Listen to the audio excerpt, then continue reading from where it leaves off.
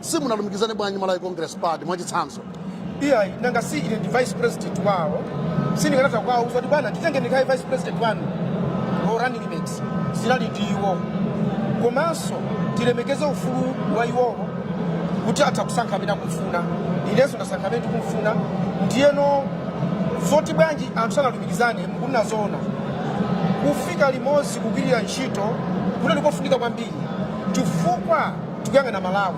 Kumavuto limene lilipo zikuoneka ngati kuti tikumayang'ana kuti ineyo ndipindula chani.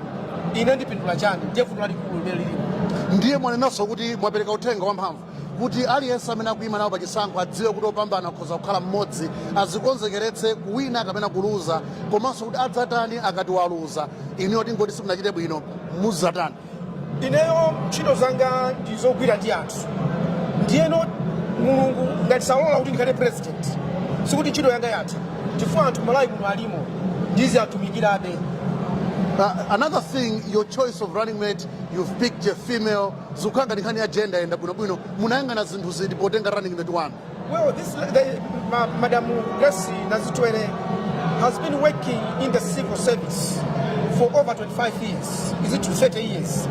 As an chief accountant. She knows how government is run. She knows how monetary issues are managed in government. So I was looking at that aspect to complement what I know. Finally, Dr. Usi, you look like a very frustrated man in terms of the way government operates, the civil service. Mukuti muli anthu abwino komanso oyipa mwakamba nkhani zambirimbiri.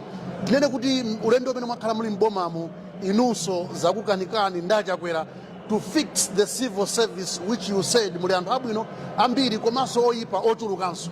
Well, I wouldn't say kuti zatikanika, because when you are trying or when you are addressing a problem of that nature, it is not something that you can do within a short period of time.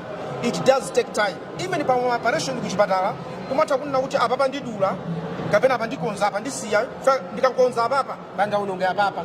So we are dealing with people. They are not machines. You need to know how to do it so that you don't injure other aspects of the problem. Mumati ena mukanatha kuwamanga mukanakhala kuti mundi mphamvu. Iniyo ndi vice president, mphamvu zanu zikuchepera pati. Yeah, mphamvu zanga ndi delegated. Kutanthauza so. Timachita kuuzidwa kuti izi Did you try to talk to the president? Na awawa kunota mangidwe. Now, what I talk with the president is not for public consumption. Yeah, itathokoza kwambiri Dr. Usi nditufula nzabwino zonse.